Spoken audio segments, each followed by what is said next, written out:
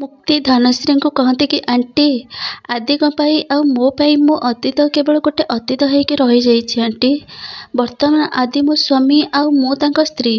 ସେ ସମସ୍ତଙ୍କ ସାମ୍ନାରେ ଆଦି ମୋ ମଥାରେ ସିନ୍ଦୁର ପିନ୍ଧେଇଛନ୍ତି ଆଉ ମୋତେ ମୋ ଅଧିକାର ଦେଇଛନ୍ତି। ତାହେଲେ ମୁଁ ସେ ସବୁକୁ କେମିତି ଭୁଲିଯିବି ଆଣ୍ଟି। ତାପରେ ଆଦି କହନ୍ତି କି ସେ ଫାଲତୁ କଥା ବନ୍ଦ କର, ମୁଁ ତମକୁ ମୋ ସ୍ତ୍ରୀ ରୂପେ ମାନି ପାରିବିନି।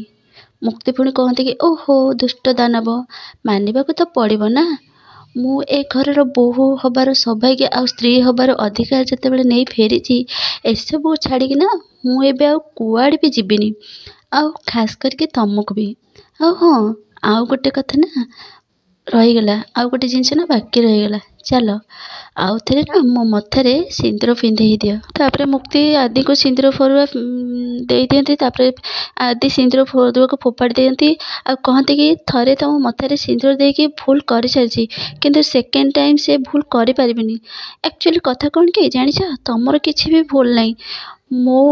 ମୋତେ ମୋ ନିଜ ଉପରେ ରାଗ ଆସୁଛି, କାହିଁକି ନା ମୁଁ ତମକୁ ବିଶ୍ୱାସ କରିଥିଲି। ମୋତେ ଲାଗୁଥିଲା ତମେ ମୋ ଫିଲିଙ୍ଗସକୁ ବୁଝିପାରିବ, କିନ୍ତୁ ନା, ତମେ ନା କେବେ କାହାର ଫିଲିଙ୍ଗସକୁ ବୁଝିପାରନି ଆଉ ନା ବୁଝିପାରିବ। ତମେ ଜଣେ ଲୋଭୀ ଆଉ ମତଲବୀ ଝିଅ। ଏ ଯେଉଁ ଭୋଲିଭାଲି ଚେହେରା ଦେଖେଇକି କେବଳ ନାଟକ କରିଦେଲ ନା, ଆଉ ସମସ୍ତଙ୍କ ଆଗରେ ନିଜର ଅସଲ ରୂପ ଦେଖେଇଦେଲ।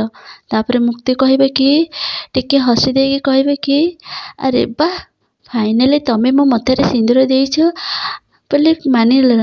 ପୁଣି ମୁକ୍ତି କହନ୍ତି କି ପାଖରେ ଥିବା ଲୋକମାନଙ୍କୁ କହନ୍ତି ଆରେ ଦେଖନ୍ତୁ ସମସ୍ତେ, ସେ ମାନିଲେ କି ସେ ମୋ ମଥାରେ ସିନ୍ଦୁର ଦେଇଛନ୍ତି ବୋଲି। ଠିକ୍ ସେମିତି କାଲି ବି ମୁଁ ତାଙ୍କ ସ୍ତ୍ରୀ ବୋଲି ସେ ନିଶ୍ଚୟ ମାନି ନେବେ।